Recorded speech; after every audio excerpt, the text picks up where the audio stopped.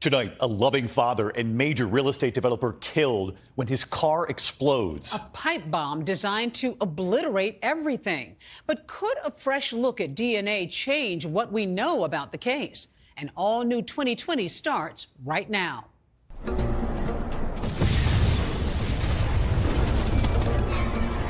When they killed Gary, they killed Gary. I still can see it when I close my eyes. This windshield pops off the car and goes how many feet? 400 feet. I'm the killer. I got my gym bag, which fits in the country club scenario. Open the door, put it down, close the door. I walk away. It is one of the most notorious murders in Tucson history. He was a wonderful father. He was a true gentleman and a true kind person. They rubbed shoulders with people in high society. Everybody thought car bombing has to be a mob hit. Very spectacular. We're sending a message. Turns out, according to some, who didn't want him dead? A long list of persons of interest, an ex-girlfriend, an ex-wife, ex-business associates. It was pure obsession. His hatred was pure obsession. And we're going to reenact the bombing. Everybody's under. To see how it could have been done. 2, 1. Now we're starting to pick up some heavy components. That you can take what seems like a scene of classic chaos and create any kind of order out of it is remarkable to us. So what specifically did you find as you looked at all that evidence? And it was titled To Kill. And right at the top of the list was Gary Treno.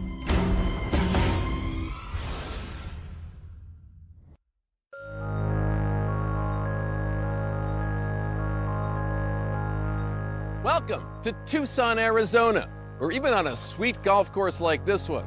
The triple-digit temperatures and the blue skies above can transform in an instant.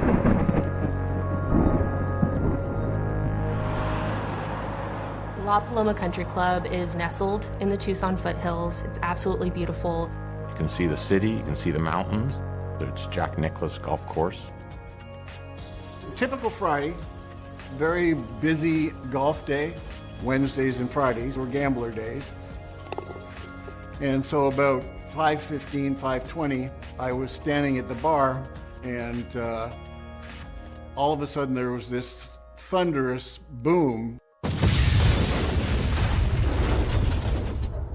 I heard this huge bang, and I rushed over there, tried to see if there's something I could do. Okay, what's going on there? Okay, there's some kind of an explosion in the country club parking lot. I'm not sure. We have one of the victims has no pulse. They've begun CPR. I guess it's a massive fire. It was some kind of an explosion. The building shook. I'd never felt anything like that. I immediately turned. I went out to the parking lot, and there was a car on fire, split open like a sardine can. I found a man still sitting in his seat, no pulse, pale, blood's gone out of him, just white. Dr. Sam Buttman had come up alongside the car towards me. He looked at me and he said, "Damn, he's dead." Ken Halligan knew who the dead man behind the wheel of the destroyed car was. He was a longtime member of the country club named Gary Triano. And there's a member, and he was playing with Gary, and he was sitting on the floor next to his locker, and he was just sobbing. They killed Gary, they killed Gary. But the question was, who killed Gary? And why would they do it in such a spectacular way? The blast had stopped Gary's gold Movado watch at 5:38 p.m. End of the line for a wheeler dealer who was unafraid to gamble on the golf course, or for that matter in the business world. And according to his lawyer, Ron Lehman, a man always ready to bet big on himself. Gary was a tall person who would command a room when he walked in. Dark hair, always had a nice suntan, always had a smile. He was larger than life. Starting in the 1980s, this former car salesman, he'd sought to take advantage of the population boom in Tucson by getting into real estate and land development and gaming on a Native American reservation. One of Gary's most successful projects was Indian gaming.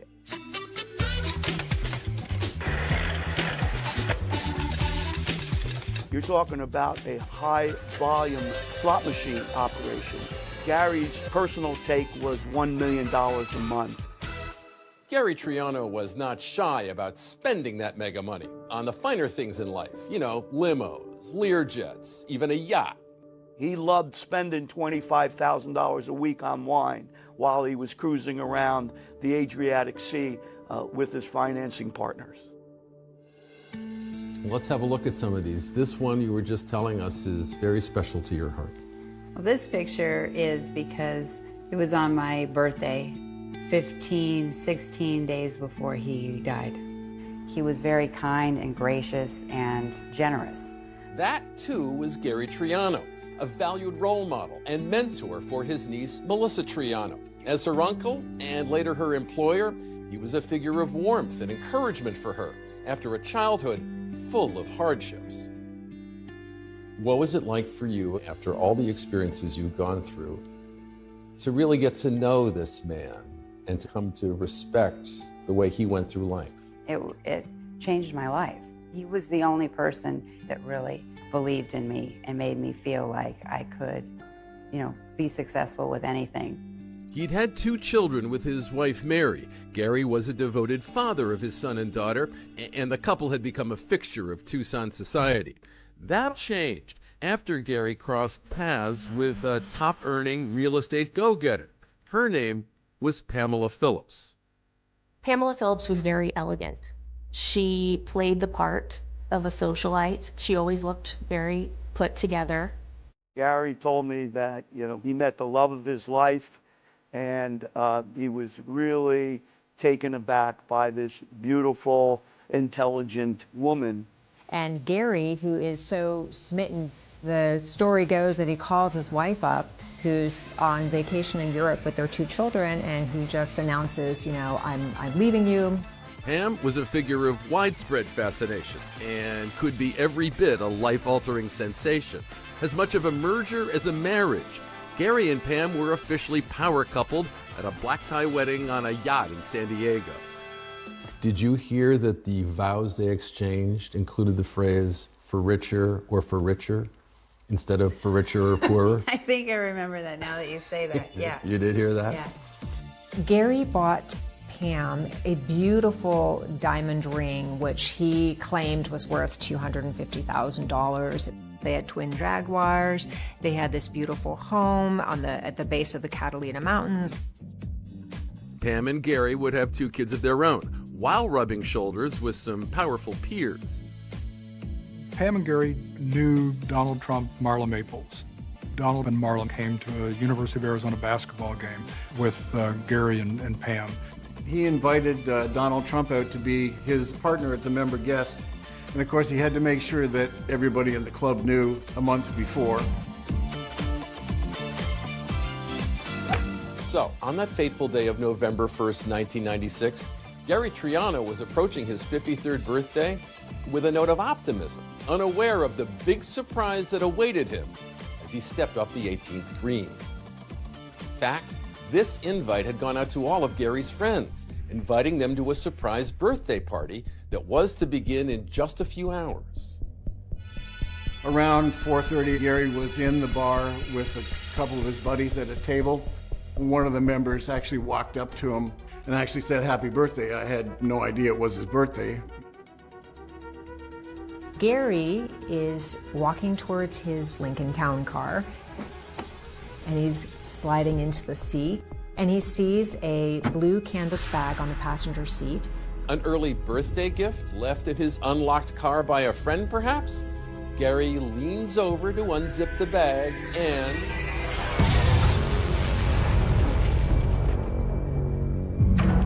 The impact of the explosion was incredible. The front windshield flew like 200 feet into the air and landed in the swimming pool. I'm at home, it's after hours, and I get a call from my sergeant, and basically he says there's been a car explosion at the La Paloma Country Club. Detective James Gamber was a newly minted detective with the Tucson Sheriff's Department, and he was brand new to homicide. This was his second case.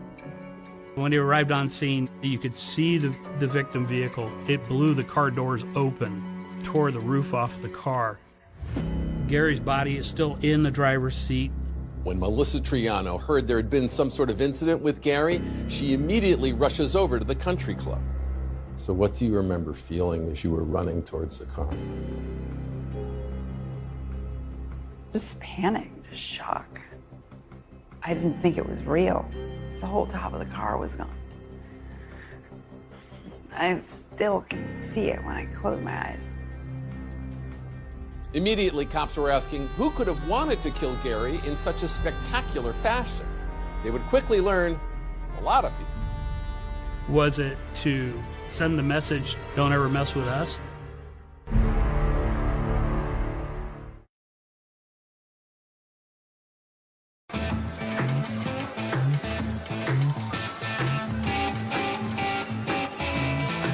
So in the movie Casino, Robert De Niro's character, closely based on the real-life mobster Frank Lefty Rosenthal, climbs into his 1983 Eldorado, turns on the ignition, and is engulfed in a fireball.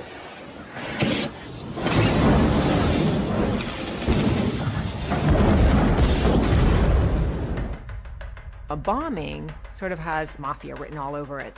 Who would want to detonate a bomb at a posh country club in broad daylight with, over 100 witnesses watching? Arizona has a past with the mob. In the mid-'70s, newspaper reporter Don Bowles, he was investigating organized crime, getting national attention, covered by Walter Cronkite.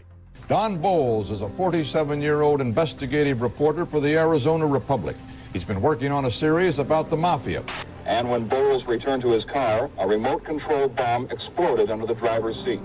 Bowles uttered the word mafia as he lay dying, but police were never able to pin his death on organized crime. Strictly speaking, what killed Gary Triano was not a car bomb. It was a pipe bomb on the passenger seat, detonated by remote control. And as Detective James Gamber began looking into Gary's murder, the mob was top of mind. Everybody thought car bombing has to be a mob hit. Very spectacular. We're sending a message. Don't ever mess with us. Somebody sent a message, and you don't know if they're coming for you next or if it's the whole family. I didn't know if he was involved with something that might want to hurt us all. You were on guard all the time. But why would the mob or anyone else have it in for Gary Triano?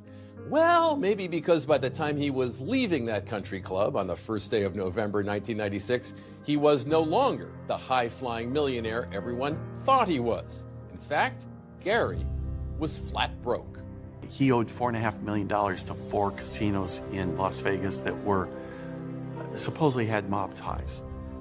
Gary had owned chunks of undeveloped real estate. He'd invested in a radio station, even financed this misbegotten movie, The Mafu Cage, starring Lee Grant, Carol Kane, Will Geer, and an orangutan. Isn't he too big for her to handle? No, he's not.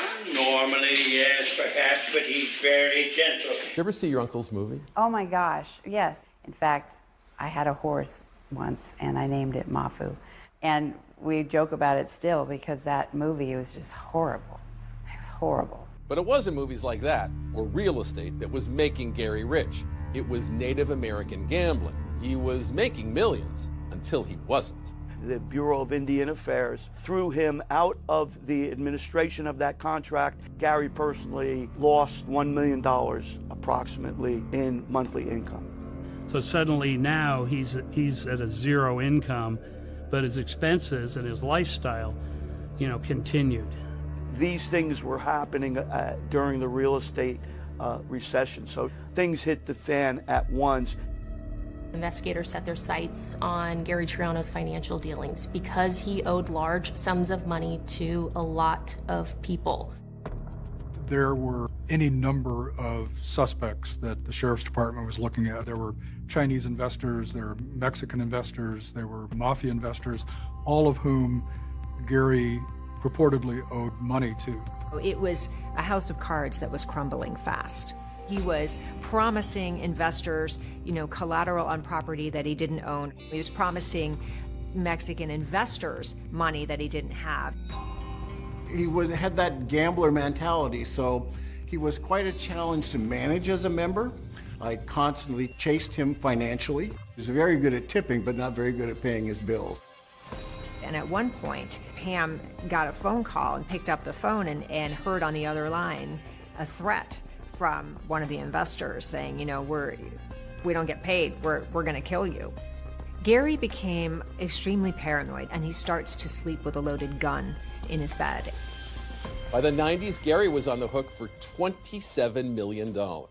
He'd run out of time, he'd run out of ideas, and declared bankruptcy.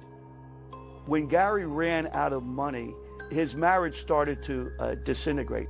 Pam had sort of had enough. She had married this man who was worth millions, and now he wasn't. So Pam's done, and she files for divorce, and she flees, and she heads off to Aspen with her children. A bitter divorce and financial ruin left Gary scrambling to stay afloat. Things were so bad in Gary's life that he went from living in the nicest houses wherever he was around the world to sleeping on a friend's couch. One of Gary Triano's friends from high school met with Gary Triano the day before he died. Gary was trying to get him and his father to give him a $50,000 loan. His friend described him as anxious and desperate. That loan never happened, and tomorrow never came. That summit to plummet journey meant it wasn't even his Lincoln Town car that Gary had driven to La Paloma that day. He'd borrowed it from a friend to keep up appearances. And before Gary was even buried, Detective Gamber already had a long list of persons of interest. We monitor the funeral, as morbid as that may sound. Who shows up, who didn't show up, who wasn't appropriate, who was appropriate. It was a good way to see who should we go talk to. And Gamber noticed one particularly interesting absence. Pamela Phillips wasn't at the funeral. She was conspicuously absent. But based on the acrimony and the separation, that didn't really surprise us. But associates of an eccentric billionaire say he had reasons of his own to want Gary Triano very dead. He had the capacity and the resources and the henchmen, if you will, to construct the kind of bomb that blew up Gary Triano. And this doctor claims he saw a kill list written in that man's daily plan. And it was titled "To Kill," and it was numbered. And right at the top of the list was Gary Triano.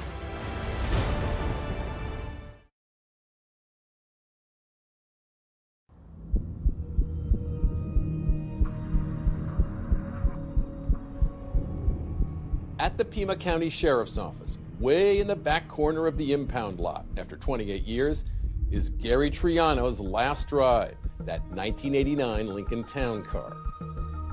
Detective James Gamber showing up close just how devastating that pipe bomb was on that huge mass of Detroit metal. And this is Gary Triano. This is the car he was driving. And I know that there's been a lot that's been picked over this, and it's changed over the many years since this crime happened, but you can still see the incredible destruction that took place. This roof is supposed to be flat, essentially, isn't it? Essentially, right. It should lay right along this line. And you can, if you get a look down here at the frame, you can see where the floorboards have been blown off of the side body panels. Wow. Just by the force of that blast downwards. And the whole arc of this is the result of that bomb also. Right. Yeah. This, you know, if you looked at this, almost looks like the path of travel of a bullet. Well, yeah. Technically it was. It's a projectile, shrapnel. So everybody knew it was Gary's car. The one thing Gary never did was lock his car. Lock his car, lock his doors. So I'm the killer. Right. I walk up here. I got my duffel bag, my gym bag, which fits in the country club scenario. Right. Open the door, put it down, close the door. I walk away. So finding that killer became Detective Gamber's main goal. There was a monumental list of individuals to go through. But only a few on it were known to have explicit feelings of rage against Gary. I mean, anytime you have a crime scene this large and this many witnesses, You have to follow every possible lead. For Detective Jim Gamber, one person with hints of rage was an ex-girlfriend whom he'd broken up with while she was pregnant with his child. There's a lot of people that talk about how volatile Robin Gardner was. Robin Gardner was pregnant when Gary left her. And according to investigators, Robin was so angry, she'd thrown a glass vase at his head. And this, of course, sent Detective Gamber down another path of like, okay, is somebody else who might have wanted, Gary dead? But having met Robin and talked to her, it's like, nah. If it was going to happen, it was going to happen right there. It wasn't going to be, she was going to come back in 6 months and blow his car up. Even though she was angry at Gary, it was sort of a anger that had dissipated. There wasn't really a reason to investigate her further. There were a lot of rumors going around about threats that Gary may have received. A lot of the early focus was on people that invested and then Gary lost the money. There was no shortage of them to check out. When Gary went bust in May of '94, he left $27 million worth of creditors holding the bag, and that was including those Mexican and Chinese investors. Investigators were able to clear all of them. But there was a man who not only got stiffed by Gary Triano, he got humiliated by Gary too, a Tucson trustafarian named Neil McNeese. Neil McNeese was, by all accounts, a billionaire by inheritance. He was sort of a trust fund baby, if I could use that term, and he had a lot of money. His own Learjet, I think it was, traveled a lot. Even had his own personal doctor, Lawrence D'Antonio, accompanying him on his travels.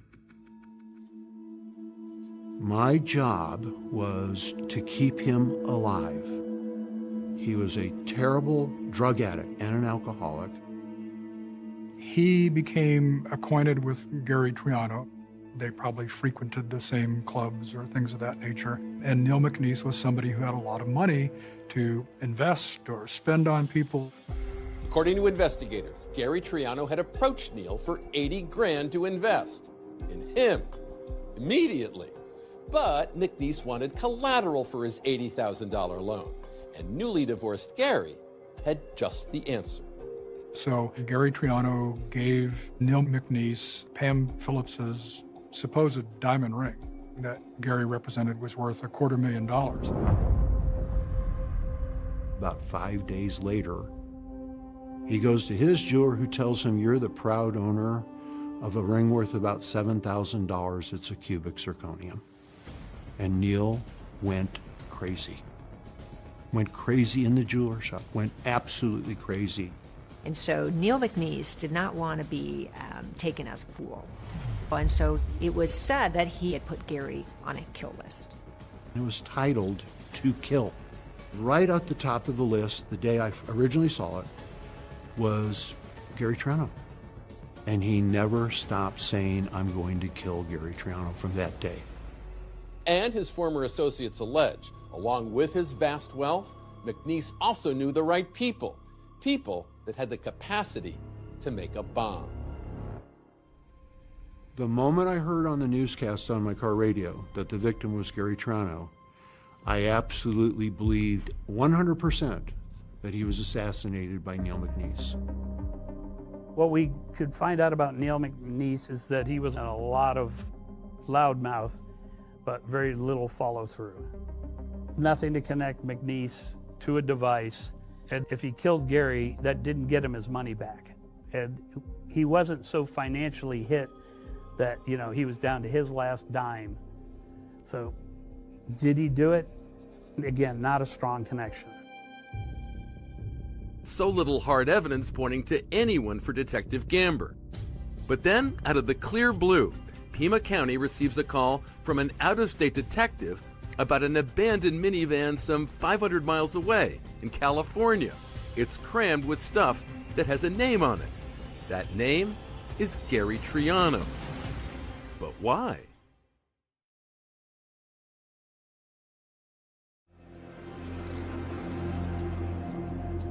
"800 miles away from the Tucson, Arizona desert, atop the snowy mountains of Colorado. Two cases are about to collide, and there's a tantalizing new lead about to emerge thanks to a fraud investigation by Aspen detective James Crowley into a local named Ron Young. What I was hearing was he had a great, line to get into your business. He was going to do all these great things for you. I'm so awesome, and I'm going to make you a ton of money. Ron Young was someone who was, even for the mid-90s, fairly adept at computers and establishing an online presence even back then. He comes to the attention of Detective Crowley after two local businessmen allege that Ron has stolen more than $100,000, and they both want to press charges. If Ron became your business manager, he would instantly want all the books, access to all the financials, which gave him an opportunity to transfer money out of your bank account to his own bank account, get credit cards issued in his name on your account. So Crowley gets search and arrest warrants and sets out to pay Ron Young a visit at his place on Snow Bunny Lane. So this is Snow Bunny Lane, where Ron Young lived at one point. On the corner with the carport was Ron's house. So we get there and he's gone. He's nowhere to be found. Ron Young is 6'6", maybe 300 pounds. But where is he gone? 6 months later, Detective Crowley gets a call from the cops in Yorba Linda, California. What happened was that police in California find an abandoned van, and it's a rental van out of Aspen. Authorities discover that the abandoned Dodge Caravan was rented by Ron Young. It was parked outside his parents' house. And it's an unlocked van. And so when police do come and they open the van, they discover some very unusual things inside. And as Detective Crowley learns, more than one of those things has Gary Triano's name on it. There's divorce documents between Gary Triano and Pam Phillips. There are maps of Tucson. There are lists of names of associates with Gary Triano. And they discover something else that's sort of unusual. It's a sawed-off shotgun. I mean, fraud suspects, they're not usually violent. It was Crowley's first encounter with Gary Triano's name, but he recognized the name Pamela Phillips because earlier that year, she had walked into the Aspen Police Department and accused Ron Young of stealing money from her bank accounts. In investigating Ron, there were 2 fraud cases initially, and then Pamela had come in to report the 3rd fraud case. Detective Crowley had an outstanding warrant for Ron Young's arrest. So why did his still-at-large fraud suspect appear to be all up in the business of this Gary Triano from Tucson, Arizona? Then came November 1st, 1996, and the morning after. I was sitting at my desk in the investigations office and reading the paper and saw the headline. It was the shocking pipe bomb murder of Gary Triano. And it kind of, when you get an adrenaline dump and you get that kind of metal taste in your mouth, and that's kind of what it was. And so Detective Crowley calls Pima County Sheriff's Department. And I said, here's what I have. You might be interested in this. And when Pima County gets this call from Detective Crowley, laying out the evidence retrieved from the van, especially those documents with Gary Triano's name on them, they finally have the connection they've been waiting for. So what was an Aspen fraud case now is firmly interwoven with our homicide case. Detective Crowley also hands over to detectives in Tucson a notebook from the van. Inside that notebook, a handwritten list of names, including Gary Triano's niece, Melissa. They brought it to me, and in that notebook was Melissa Triano, license plate Missy. My license plate said Missy on a black Corvette, and that was my car. So he had been following me, and it was terrifying. But now, no one can find where Ron Young is or get any answers he might have. And so the investigation into the identity of Gary's killer, it stalls for nearly 10 years. Until an expert enters the case who's got decades of experience. And that helps investigators with the identity of Gary's killer from a painstaking reconstruction of the bomb itself. People think when the explosion occurs, everything goes away. Well, it doesn't.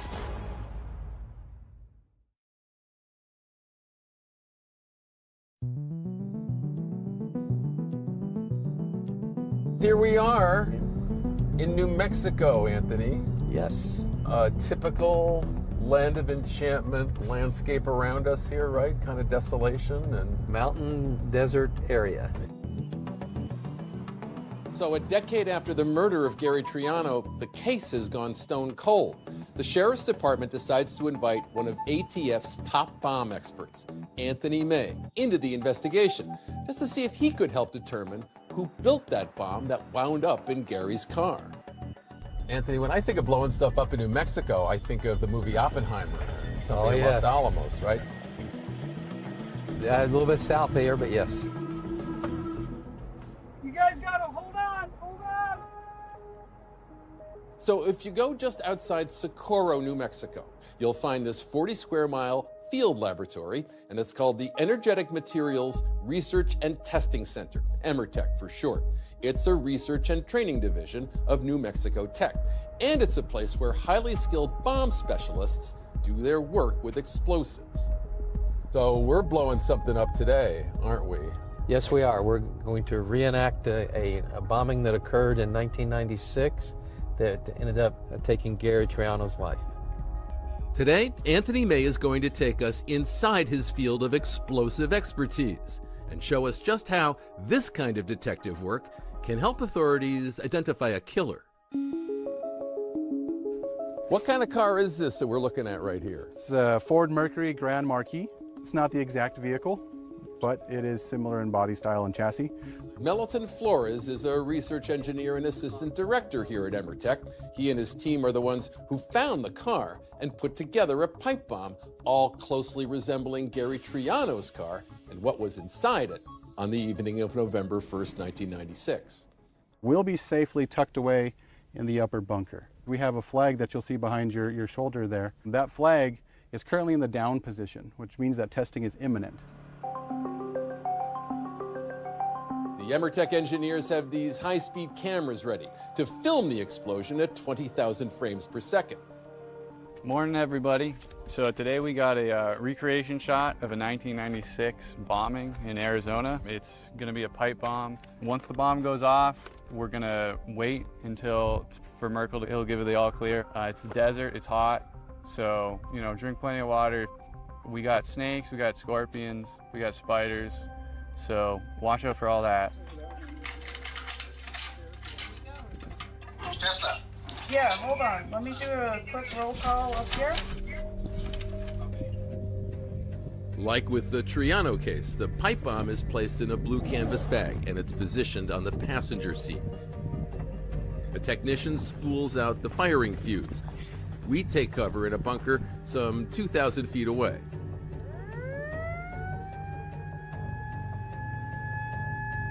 Everybody's under cover? All right, we're all good here. Tesla, your range. Okay, you ready, Tesla? 2, 1.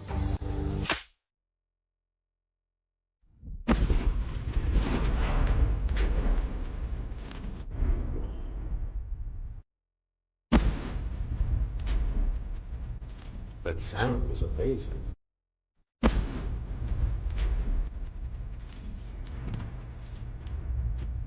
I think it could have been the back window that was flying out. Oh, is that right? Starting to see some smoke now. I think, it's smoldering a little bit. Yeah, it looks that way. The car's on fire. Every bomb scene tells a story, and the debris scattered by this bomb is much like the debris that was scattered after the bomb that exploded in Tucson on November 1st, 1996. Debris gathered up by law enforcement that Anthony May would go on to analyze. So after the all clear, we move in for a closer look. It would be up, most of it is going to be up over that bridge. Well, we're going to walk into the blast scene. Now we're starting to pick up some heavy components, and now we're going to decide, is it from the car? Is it from the bomb? And what I'm seeing is car parts here, the door handle. As I can see already, the roof of the car is over here. Looking at the roof of the car, most of our fragments went straight up.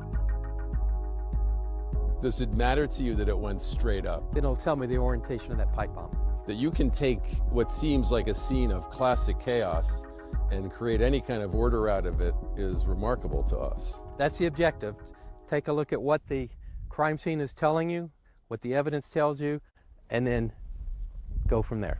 It is one of the most notorious murders in Tucson history. Opening statement. Back in 2005, it was Anthony May taking the fragments of that 1996 bomb that killed Gary Triano and reassembling the device, hoping that the process would offer some leads in a case that had grown cold.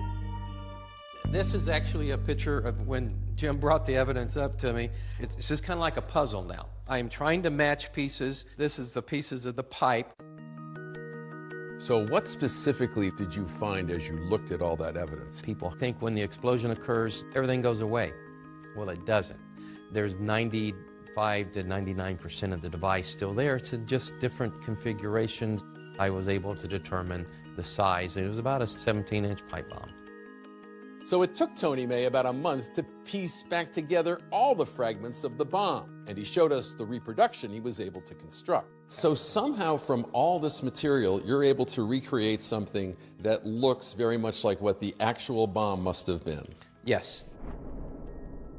Is there any indication that Gary Triano would have seen that bag in the seat next to him? Well, he in fact did see it. There was a witness that said that he saw Gary Triano get in the car and then lean over into the passenger seat, meaning that the bomber was also somewhere close by with the remote control device, and when he saw him lean over the bag, that's when he initiated the device. And just like any puzzle, once the pieces start to fit together, there's a picture that emerges that would eliminate some suspects and start to bring others into sharper focus. We had found a piece in the debris here of parts that were soldered together. There were globs of solder. The globs instantly told you, not somebody who does this on a regular basis. Doesn't do it on a regular basis. The question to me was, is this a professional hit? Are we dealing with a mafia? From the design, the construction, the soldering, the battery, I don't see that. Turns out the outdated 6-volt battery used on the bomb was also a clue about the bomber's age. That indicated to me that we're not dealing with some young individual who has experience with AA batteries or 9-volt batteries.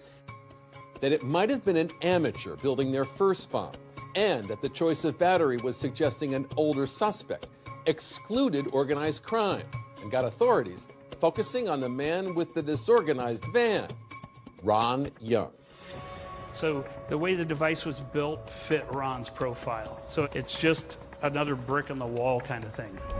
And as investigators continued to build that wall, they are intrigued by the enticing link between Ron Young and Gary's ex, Pam Phillips.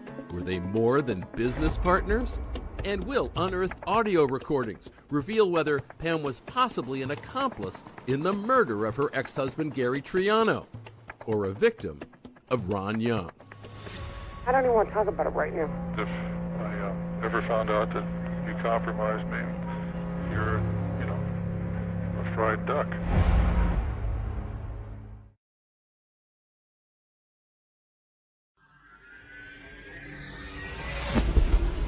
It's a story about sex, lies, and audio tape, and a sensational bombing.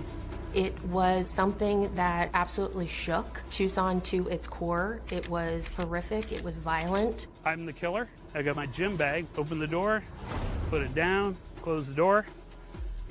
I walk away. The ex-wife, the business manager, the murder. How do they all fit together? Pamela Phillips was a socialite, a beautiful blonde bombshell. She was the quintessential trophy wife. Why would she have been so mad at him? Nothing went her way through that whole divorce, and she was furious by it. so she's on the hunt for her next husband. She said, I need to find a husband that is worth $20 million or more. Finding them would be the real problem. Is it okay to talk? Yeah.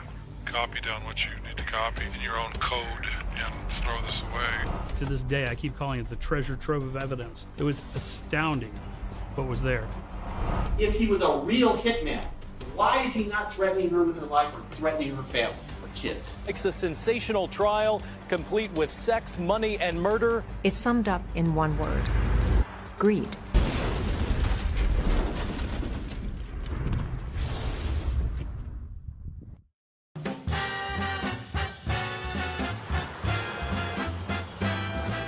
Here in Tucson, Arizona, handsome, self-confident land developer Gary Triano was married to Pamela Phillips, herself a charismatic player in Tucson real estate.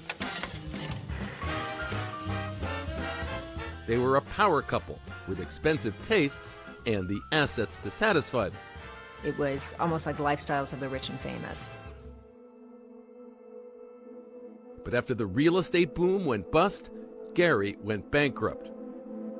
Pamela began to realize maybe Gary wasn't all that he was cracked up to be. Like maybe there were little cracks in this armor here. Because Gary started to let her in on some things, like he's indebted to multiple people. Following their divorce, Glam Pam and their 2 kids moved to Aspen. I saw Gary as being somewhat downtrodden, somewhat sad. Sad he was losing his family, sad he had lost all his earthly riches. But ever the optimist, Gary felt confident he'd be on top once again soon. Until November 1st, 1996, when a car bomb blew his comeback and his car to smithereens in a parking lot just like this one.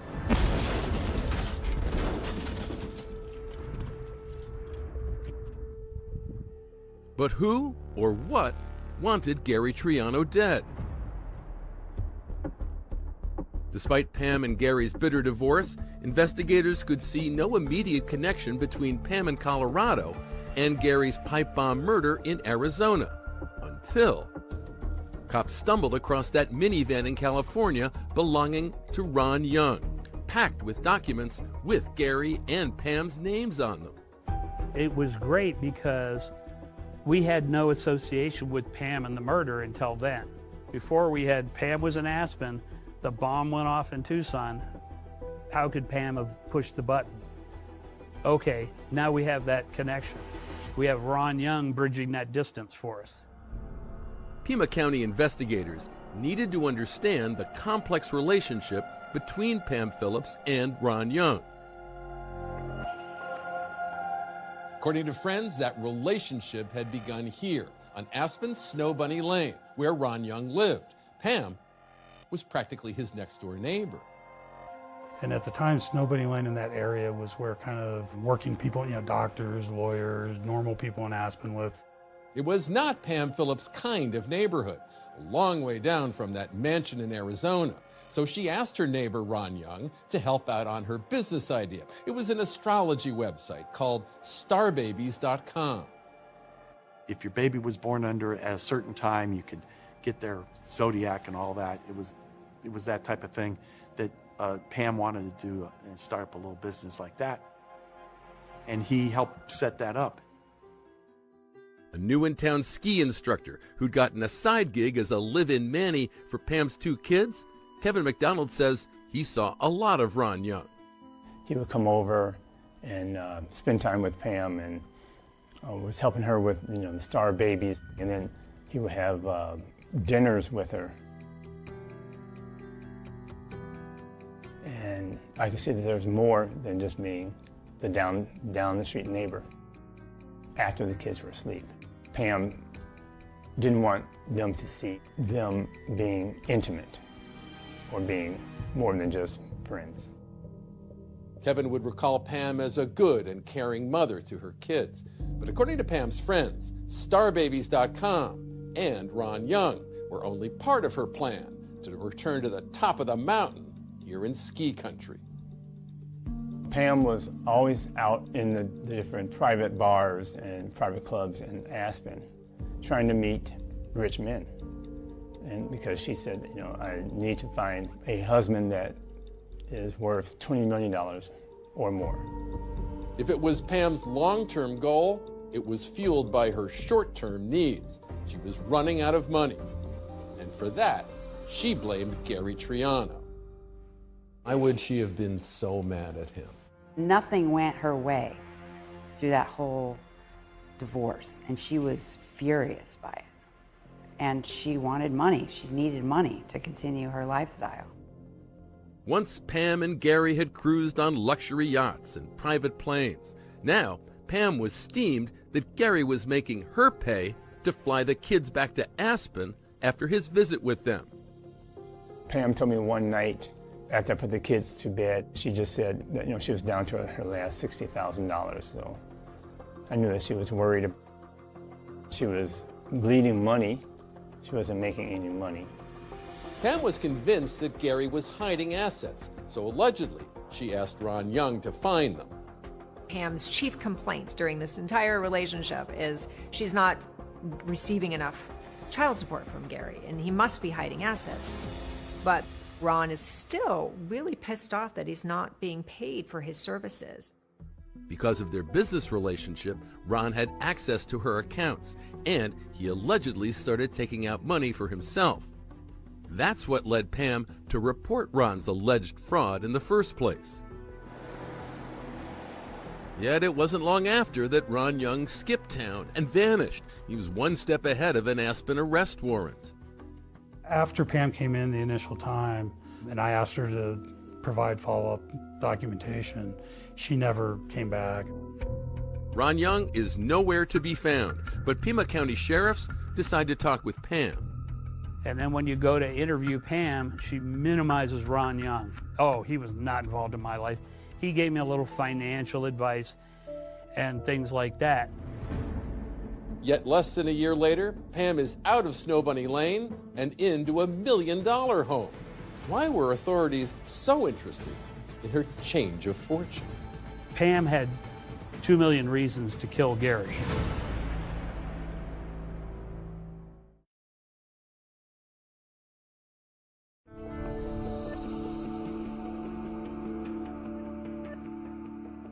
Pothole number 3. Allegedly, that's how the twice-divorced Pam Phillips referred to Ron Young, her sometime lover, neighbor, and business associate, in a note she wrote to her aunt. Ron was not her type. She was used to handsome, charismatic, wealthy men, and Ron was nothing like that.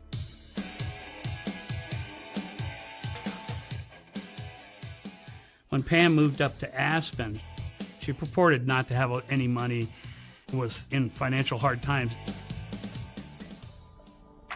There was, however, a $2 million life insurance policy on Gary Triano's life, set up to take care of his 2 kids with Pam. They were the beneficiaries, with the proviso that if they were under the age of 18, then Pam was the one that would receive the money and appropriately apply it to the children's lives. Now, even with a friend's assistance, Pam's financial straits were affecting her ability to pay for that policy. And then we find out that when Pam learned of Gary's death, she was actually almost 30 days in arrear on her premium payment. Pamela Phillips became hysterical. Not hysterical over Gary's death, but hysterical over the fact that the premium had not been paid for the month of November. And they rushed a FedEx payment to the insurance company that got there too late. The insurance company, though, honored it anyway.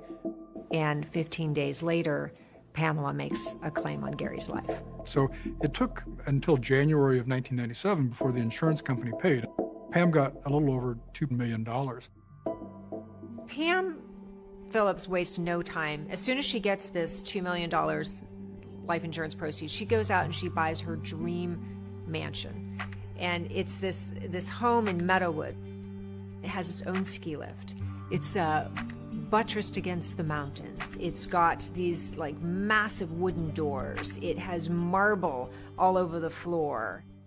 So as Pam was spending that life insurance money and climbing back into Aspen society, Gary's murder remained unsolved. It was a burden on the entire Triano clan, the notoriety haunting their every move. If I said my name, I get a million questions or a million comments on the matter. Are you related to Boom Boom Triano? Like horrible things people would say. They would refer to your uncle as Boom Boom Boom Triano was one. There was all kinds of weird things that they said. So by 2005, this case had really become a cold case. So we had this one anomaly, Ron Young. And it was, where's Ron Young? Where's Ron Young? Aspen PD had the arrest warrant, so he could be arrested anywhere within U.S. jurisdiction, and just nothing was coming of it. He was like a puff of smoke. In hopes of teasing Ron Young out of hiding, Detective Gamber uses his network of undercover agents and investigators to approach the TV show America's Most Wanted. The manhunt for November 19th is now in progress. Then in 2005, a segment on Ron Young goes on the air. Could this accused con man also be a cold-blooded killer? Well, cops in Arizona want to find that out. Right after the America's Most Wanted episode airs, it happens to catch the eye of a chiropractor in Florida whose patient is none other than Ron Young.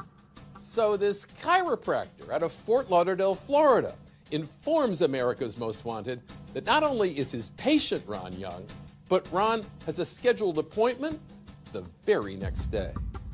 And that's a huge break in the case, because now law enforcement, America's Most Wanted, they can all descend on Florida and make the capture.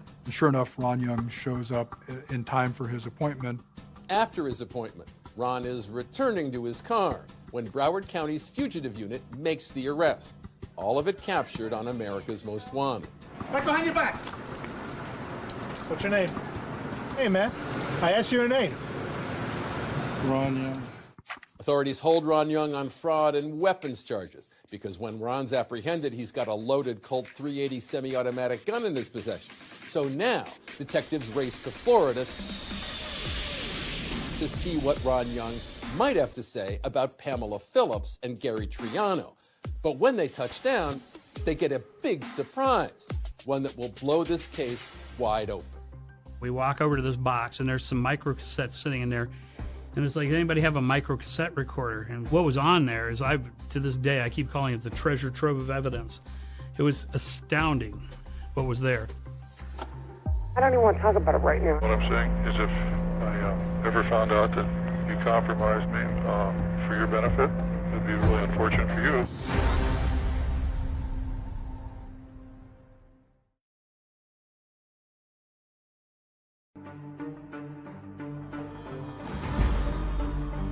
After being featured on the show America's Most Wanted, Right behind your back. Ron Young is arrested in Florida. Hey, man. I asked you your name. Ron Young. Crowley, it calls us and says they got him. So they start talking to Ron Young, and Ron says, sure, you can search my apartment. And yeah, you can search the storage locker I have. He gives them kind of an extraordinary gift. And it's like he's opening up his treasure trove of evidence for law enforcement. And what they discover, is a major break in the case. Among the physical evidence seized from Ron's properties, detectives find spreadsheets, FedEx receipts, thousands of email printouts, and letters that shockingly reveal Pam and Ron had been in contact the whole time Ron was a fugitive, even after Pam had accused Ron of fraud and minimized their relationship to police. I think the apparent connection between us is best kept at a minimum, she writes. I don't want to appear as too much of a helper, though you know I am. I love you and count on you. Pamela. So there was obviously more of a relationship than she was letting on. But then, as far as evidence goes, the coup de grace. We walk over to this box, and there's some micro cassettes sitting in there. And it's like, anybody have a micro cassette recorder? And so we pop one of the tapes in, we hit play. You sent my money yet? My principal. I am not going to keep sending you more and more money unless I know that you can honor our agreement. And it's Ron Young's voice and Pam Phillips's voice. We immediately turn the tapes off. We box those up immediately, and those go to the lab to be professionally transferred. It takes months just for detectives to listen and catalog the dozens of hours of telephone conversations that Ron has secretly recorded. And the contents are stunning. I'm really happy that your 1.6 was tax-free. Just say yes. I will take the Ford like it's been coming, and I'd like the balance of it as quick as possible. Yes. Yes, I want it all. I want it all. I want it all as soon as possible. We have no disagreement. You start to listen to the phone calls, and the next thing you hear is, you got your 2, I want my 4. Well, you have a $2 million insurance policy, and you have Ron getting $400 and some odd thousand in cash from Pam. Recovered emails and FedEx receipts detail how, at Ron Young's direction, Pam made regular cash payments to him, choreographed, authorities believe, in a manner to avoid detection. You start following Ron telling Pam, this is how you hide taking the money from your accounts and sending it as cash to me. And he gives her a detailed process to follow. He was instructing her to take out certain amounts of money at different locations, use different accounts, don't mail from the same place twice, vary your pattern so no one gets wise. Is it okay to talk? Yeah. There's absolutely nothing that shows me having any contact since I left Aspen, or ever really. If you, for any reason, need to keep dates or numbers or anything else, obviously just transpose it into codes. For investigators, this game of subterfuge and these under-the-radar payments from Pam to Ron is starting to smell like a murder conspiracy. What he had on his computer was astounding. Pam was paying him on a monthly basis, and he had his own amortization table of the money Pam was paying him with the interest that was due, and it totaled something like $440,000. Armed with this new evidence, police get a warrant to search Pam's place, the Aspen mansion her slice of the insurance money paid for. In September of 2006, Pima County Sheriff's Department joined forces with the Aspen Police Department and surround her house, and they knock on the door and they say, we have a search warrant. Pamela answers the door and they tell her, we have a warrant to search your house, and she said no and closed the door in their face. Pamela Phillips is completely surprised by this. She tells the police, yeah, my lawyer's on the way, and the detective says, I have a search warrant. So they come in, and the way she describes it is like they're scattering across her marble floors like rats.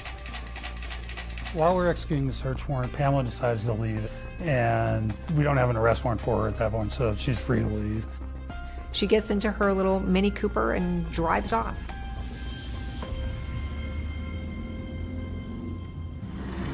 Meanwhile, after pleading guilty to firearms charges, Ron Young is sentenced to 10 months in prison in Florida. After his jail term, he's sent back to Aspen. He gets extradited to Aspen to face the fraud charges. And it's there that the fraud charges get dismissed. After the charges are dismissed in Aspen, we don't have enough to charge him with the homicide yet. So he is free, but he's on parole from the federal prison. Ron Young moves to his parents' house in Yorba Linda, California.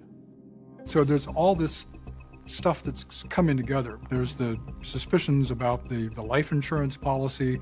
And now we've got Ron Young, who's an associate of Pam Phillips, and all these things in the van in California, the names and a notepad of people associated with Gary Triano, maps of Tucson, receipts from a hotel in Tucson near where Gary was living at the time. After nearly 12 years, the police finally obtain arrest warrants, hoping to bring long-awaited justice in the case of Gary Triano. We're going to do a simultaneous arrest. We've already put surveillance teams in Aspen, surveillance teams in Yorba Linda. We hit Ron and we arrest him. We go to hit Pam and we do a records check on her, and we find out she flew out of the country to destinations unknown. She was gone.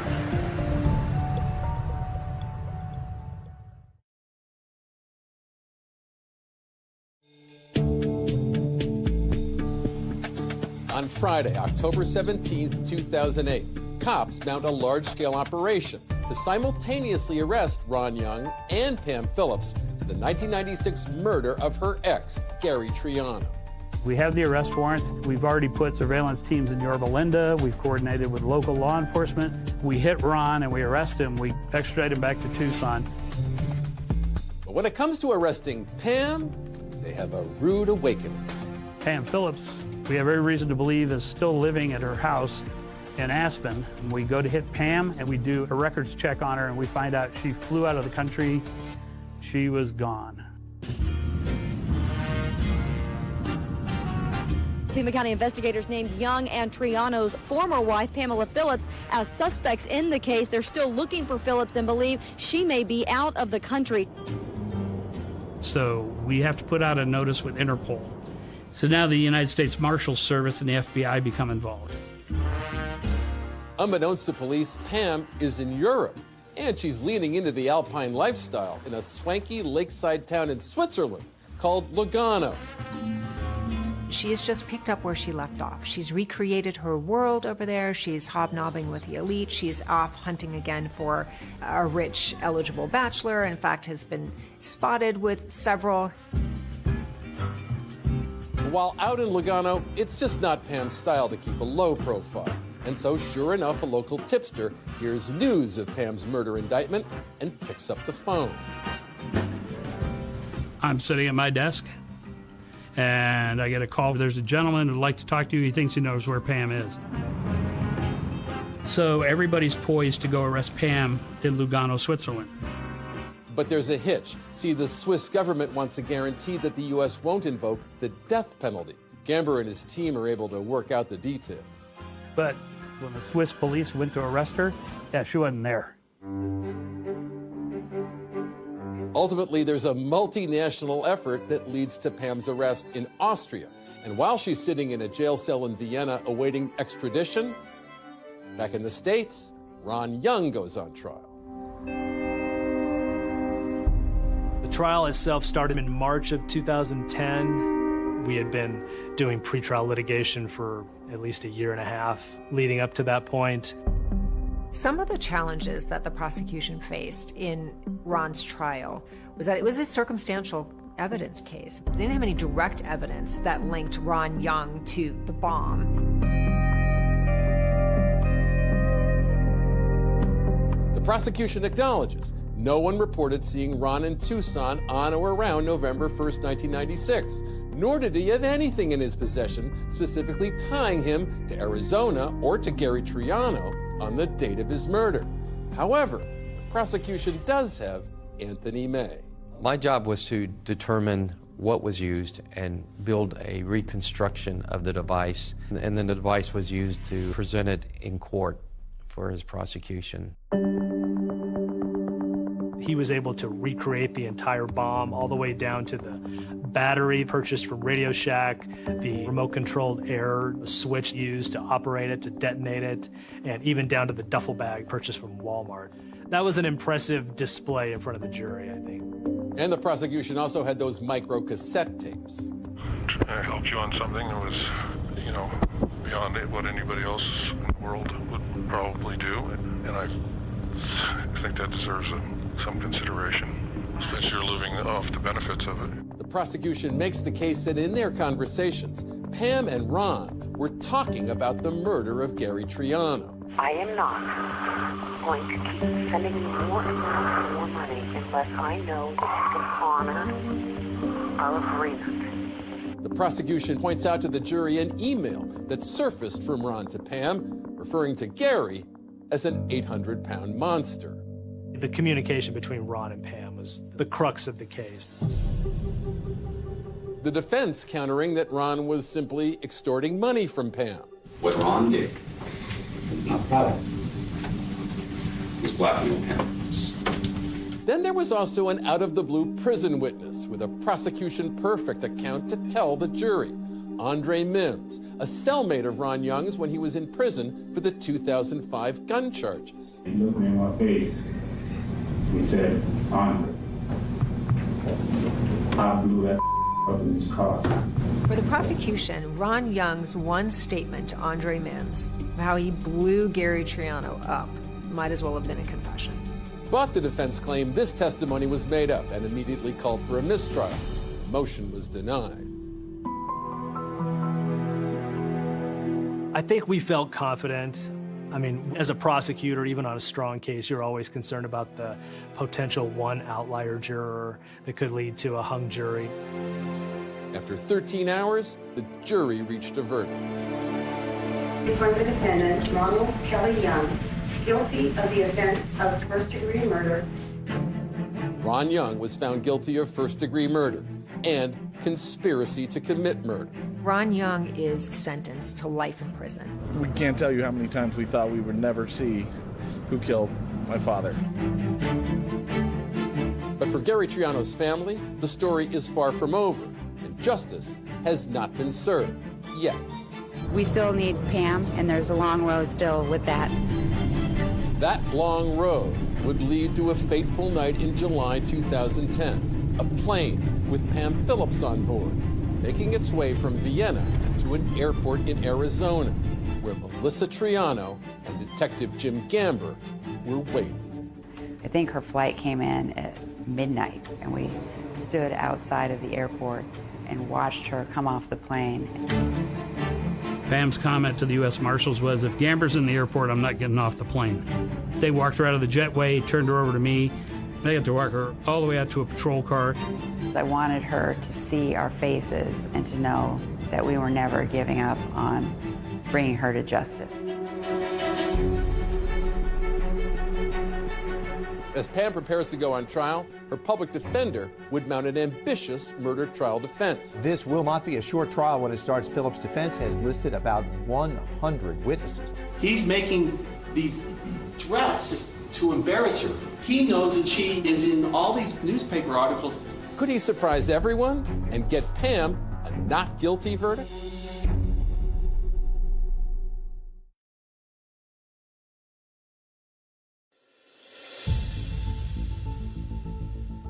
Gary Triano had left his first wife to pursue Pam Phillips. Then, as a Tucson power couple, they lived high on the hog.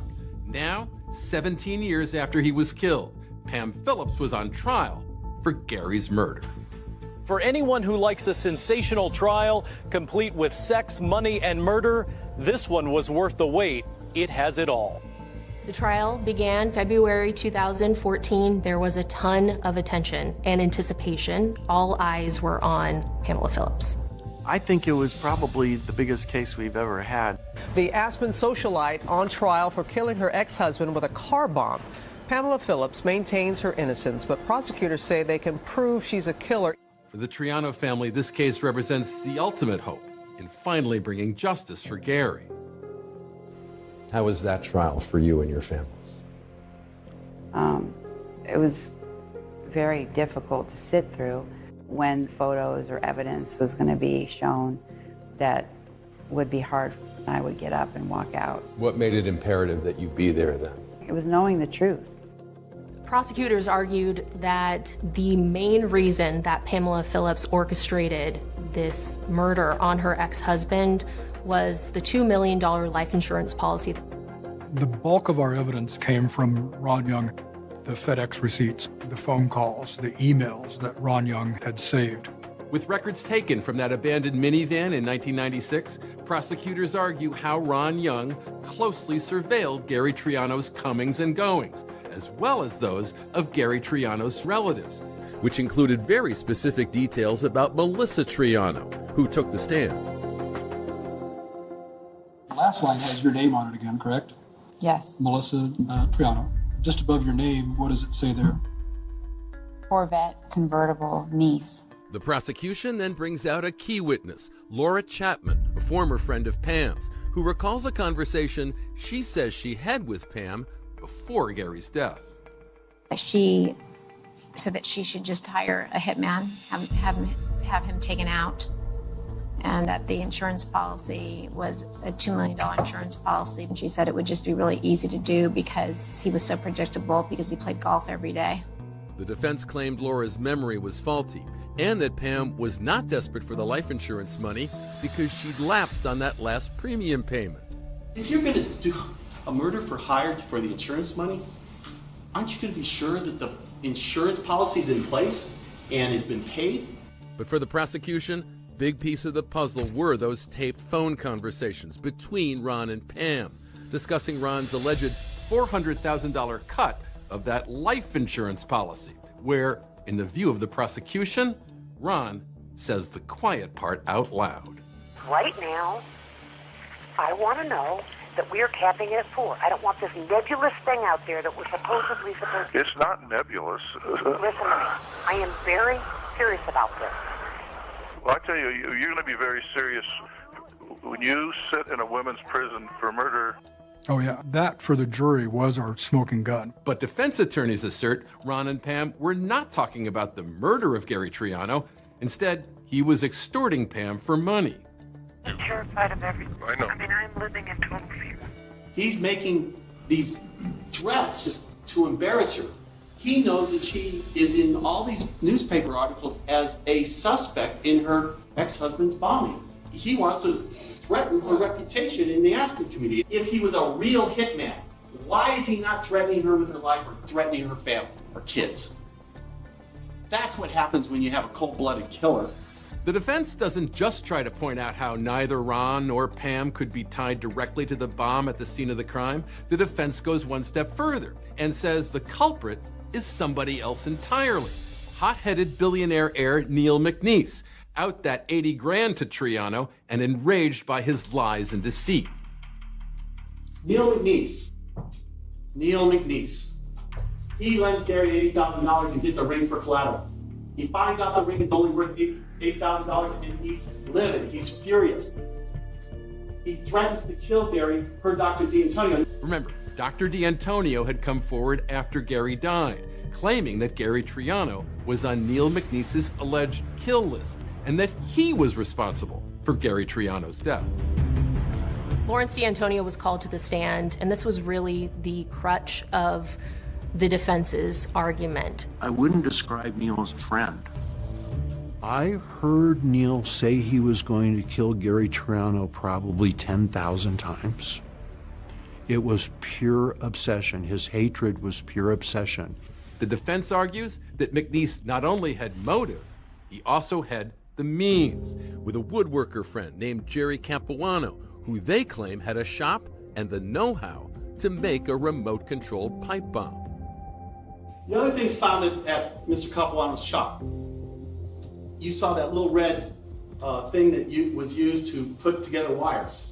There was one of those at Capuano's shop. There's an exact one of those in the bomb parts that were found. It makes for an interesting story. They're saying, oh, look at this. Neil McNeese was the real killer, and Capuano was the person who made the bomb. All of them are deceased, so we're not able to follow up on this. Authorities continue to assert there's no evidence tying McNeese or Capuano to the murder. The McNeese family issuing a statement in 2014, maintaining their belief in his innocence and relief that justice might prevail. But I mean, the bottom line is we don't have any question whatsoever that Pam Phillips hired Ron Young to kill Gary. Pamela Phillips never testified during the entire trial. We got glimpses of her personality, right? During the trial, she would look at the camera, she would smile at the camera, even mouthing the words at one point, "I love you," to the camera during court proceedings. The camera had always loved Pam right back. Now, after 2 months of testimony, it was time to see what a jury would feel about Pam Phillips as they decided her fate. The lights flickered in the courtroom. My cousin Heather was sitting in front of me and she turned and looked and we just lost it.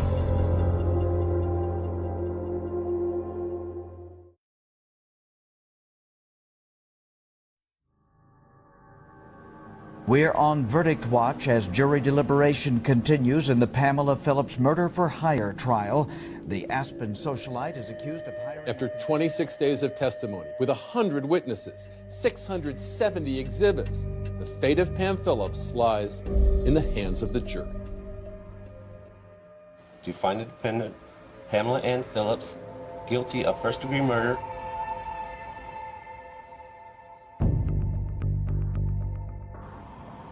Quiet cries of joy and justice. Triano's family says today's verdict has been a long time coming. Like seconds after the judge said guilty, the lights flickered in the courtroom. It was surreal. What did that tell you, those lights? But he was there. That he knows. Gary's family was relieved by all this. The murder was in 1996. Our trial was now 18 years later. I mean, I don't think they wanted it to be Pam, but they knew it was. Pamela Phillips' attorney maintains his client is not responsible for her ex-husband's death. The fact that she's going to prison is going to eat away at me the rest of my life.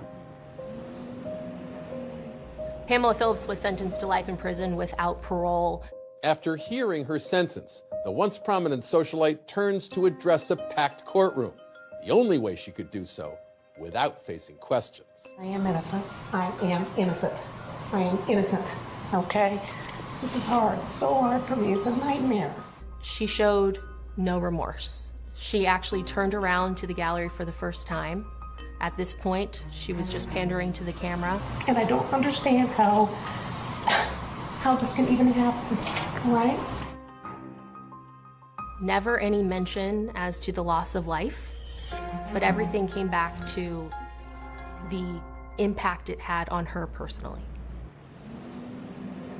Outside the courtroom, after losing their father almost 2 decades earlier, Gary's children expressing both gratitude and sadness at the outcome. We'd like to thank all our friends and everyone who supported us through this entire time. And we're sorry that it had to come to this, because this woman was actually part of our family.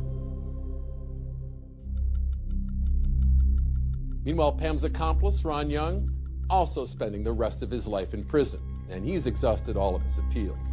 Pam, however, is still fighting for post-conviction relief based on DNA evidence found back in 2014. We found DNA on threads of 2 screws that were embedded into the platform, which was wood, for the pipe bomb. When that came in, we were able to exclude Ronald Young. Pam's appellate attorney maintaining that new, more sophisticated DNA technology will prove that someone other than Ron Young and Pam Phillips murdered Gary Triano.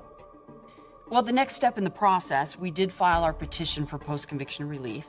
I'm hopeful that we can do some genealogical testing if we can find the money to do that. They get better DNA that come back and tie to Jerry Capuano, then that might get her a chance for a new trial.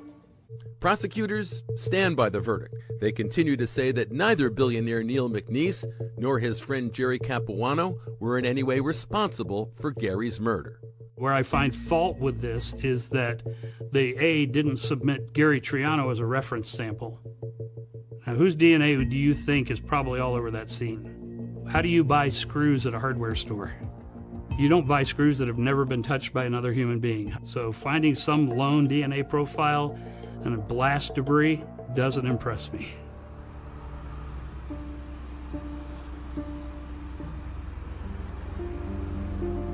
How do you like to remember your Uncle Gary?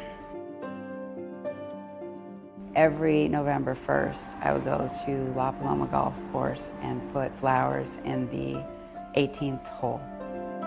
At a local cemetery, there's a bench inscribed with his name and Gary's favorite poem, Rudyard Kipling's If, the classic tribute to the same endurance and optimism that Melissa always saw in her uncle, who in the face of life's setbacks and defeats sought always to remain admirably strong. Would you mind reading part of it for us out loud? If you can meet with triumph and disaster and treat those 2 impostors just the same, if you can make one heap of all your winnings and risk it on one turn of pitch and toss and lose and start again at your beginning and never breathe a word about your loss. And that's just how my uncle lived.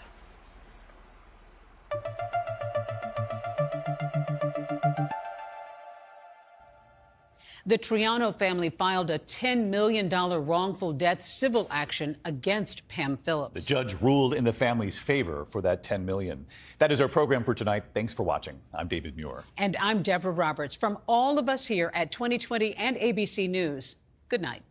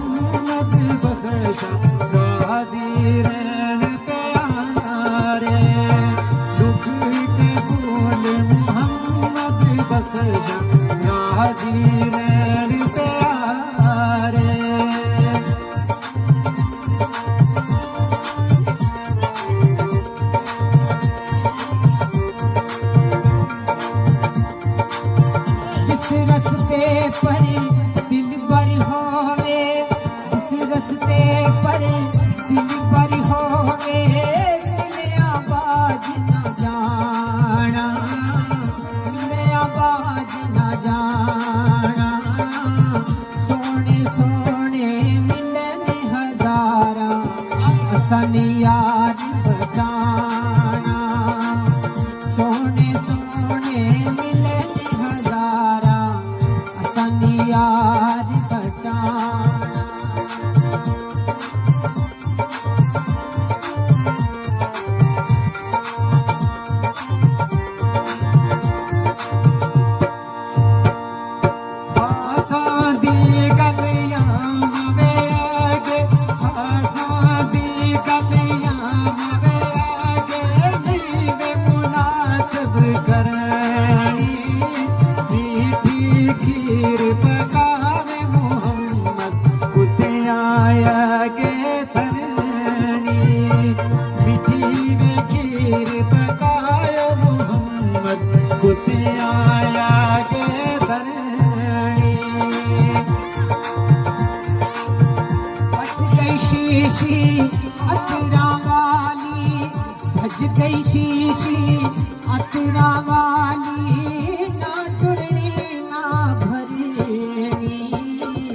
अखियां दा जद नूर ना रेया फेर किए लग करने अखियां दा जद नूर ना रेया फेर के लग करने